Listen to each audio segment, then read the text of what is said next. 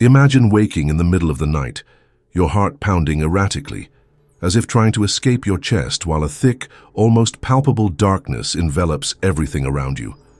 It wasn't just the absence of light. It was something deeper, a silence that seemed to carry echoes of forgotten stories, secrets whispered in ancient tongues. This was exactly how St. John Bosco found himself in the early hours between June 14th and 15th, 1861, in an episode that defied the boundaries between the material and the invisible. He had barely closed his eyes when a sudden crash shook the room, echoing like the sharp strike of a cane against wood, violent, precise, impossible to ignore. The sound didn't come from outside but seemed to have originated beside his bed, as if an invisible presence stood there, defying the laws of physics. The shock jolted him upright, his senses on high alert, but all he found was the heavy silence, as if the very air had stopped vibrating.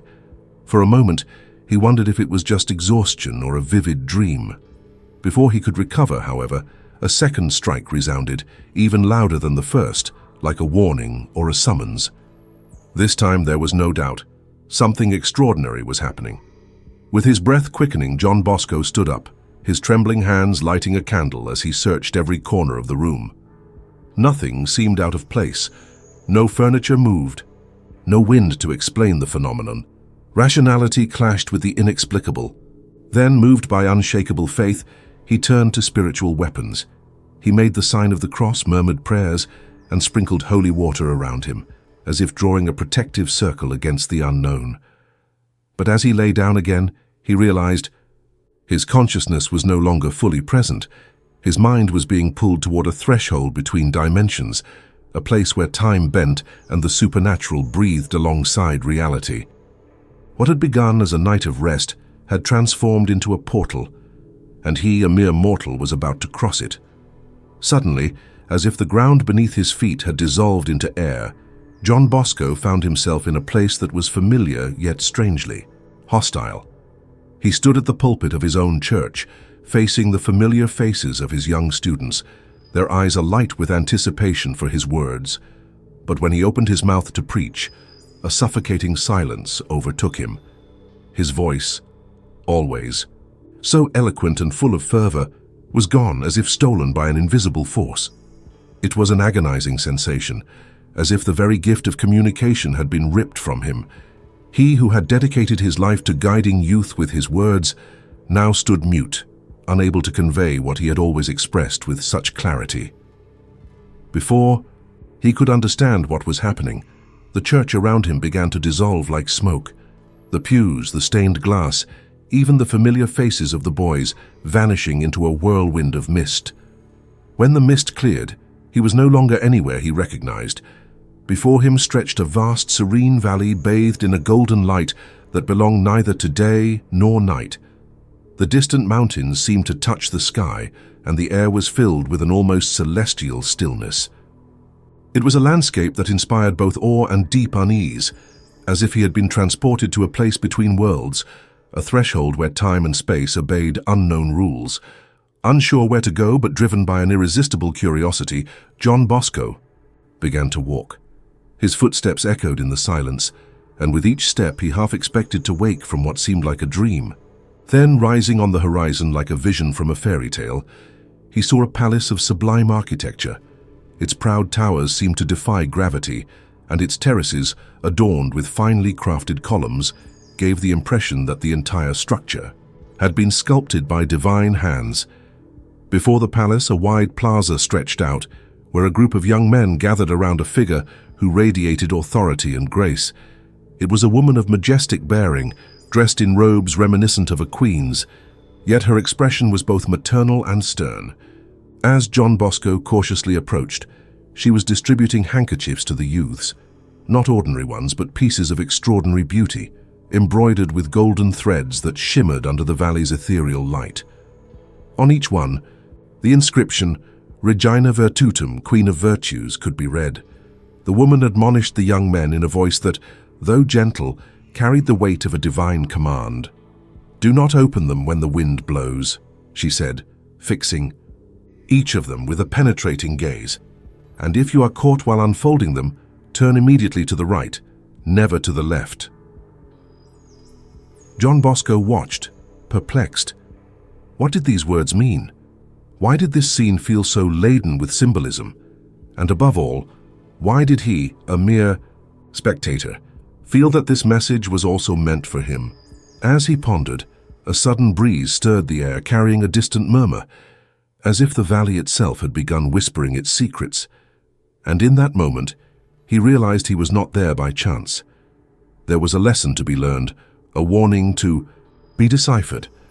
But would he be able to understand before it was too late? While some of the young men climbed to the palace terraces, forming a silent procession of admirers, their eyes shone as they gazed upon the beauty of the embroidered handkerchiefs. Each held their precious gift carefully, as if carrying a fragile treasure. The sky, until then serene, began to change alarmingly. Heavy clouds, like stains of black ink, abruptly covered the firmament, heralding the arrival of a relentless storm. The first thunderclap echoed like a divine warning, followed by a torrent of hail that fell with unexpected violence. The rain poured down in dense curtains, mixing with snow that blanketed everything in a frigid shroud. Amid the chaos, some of the young men, the more prudent ones, immediately remembered the lady's words and tucked their handkerchiefs against their chests, shielding them with their own hands. Others, caught off guard by the fury of the elements, reacted instinctively, turning to the right as they had been instructed, using their bodies as shields against the storm. Yet there was a group that remained indifferent to the dangers, fascinated by the beauty of the handkerchiefs, or perhaps disdainful of the storm. They kept them open, exposed to the fury of the elements. The hail pierced the delicate fabric, the rain soaked the golden threads, and the heavy snow eventually destroyed those works of art completely. In mere minutes, what had once been symbols of purity and virtue turned into tattered, worthless rags. John Bosco felt a lump form in his throat as he recognized in those young faces his own students from the oratory. Each destroyed handkerchief represented a soul he had loved and guided. The pain he felt was as sharp as a physical wound. It was as if he were watching years of pastoral work being torn apart before his eyes. With tears mingling with the rain, he ran toward the majestic lady, pleading for understanding. "My lady," he cried, his voice choked with emotion, "what does this terrible vision mean?" The answer came with a serenity that contrasted with the storm around them. "These handkerchiefs," she explained in a melodious voice, "represent the virtue of purity in each of these young men. The inscription Regina Virtutum is a call to the protection of the Queen of all virtues, the Most Holy Virgin Mary." She then detailed the profound meaning of the scene. Those who tucked away their handkerchiefs at the first sign of the storm represent those who flee from occasions of sin, preserving their innocence through prudence and fear of God. Those who turn to the right when caught off guard symbolize souls who, even when facing unexpected temptations, immediately turn to divine grace, finding strength in prayer and the sacraments. The damaged but repairable handkerchiefs correspond to those who fell into sin but sought sincere repentance in confession. Their original purity was stained but not lost forever. Finally, the completely destroyed handkerchiefs represent souls who persist in sin, hardening their hearts against the voice of conscience. If they do not convert, they risk being lost forever in eternal darkness. The vision ended with one last lightning bolt that illuminated the valley, briefly. Revealing the anguished faces of the young men whose handkerchiefs had been destroyed, John Bosco awoke with his heart racing, but he carried with him a message that would shape his ministry for years to come: the crucial importance of protecting and cultivating the virtue of purity and the irreplaceable role of Mary as a refuge and model for youth. Emerging from that supernatural vision, St. John Bosco felt as though he had returned from a long spiritual journey. His heart still pounded with the force of the message he had received, while his mind absorbed every detail of that mystical experience. Understanding came like a divine ray of light. Youth was under constant attack, and the virtue of purity, as precious as it was fragile, required active and vigilant protection. The dream's message echoed with striking clarity. Purity is not merely a moral ornament, but a spiritual treasure that must be guarded with maternal zeal. Like the gold-embroidered handkerchiefs in the vision, Our chastity holds immeasurable value in God's eyes, but can be irrevocably lost if not protected with determination. This truth resonates with the prophetic words of the Virgin at Fatima, when she warned that the sins of the flesh are the ones that send the most souls to hell. In today's society, temptations against purity take particularly insidious forms. Digital pornography, which invades homes through devices that fit in the palm of a hand, corrupting minds and hearts with unprecedented ease. Popular culture, which trivializes sexuality, turning the sacred gift of intimacy into mere consumer goods. Social media, which, under the guise of connectivity, often serves as a vehicle for empty and dangerous relationships. Moral relativism, which tries to convince us that there are no ethical absolutes, that everything is permitted. Faced with this challenging landscape, Salesian spirituality offers powerful antidotes. Constant prayer. Not as a mechanical repetition of words, but as a loving dialogue with God, an impregnable fortress against the assaults of evil. As Marian devotion, following the example of Don Bosco, who saw in Mary help of Christians not just a title, but an ever-present mother. Sacramental life. Especially frequent confession and the Eucharist, sources of grace that empower us to overcome temptation. Character formation. Cultivating virtues like modesty, self-control, and respect for others.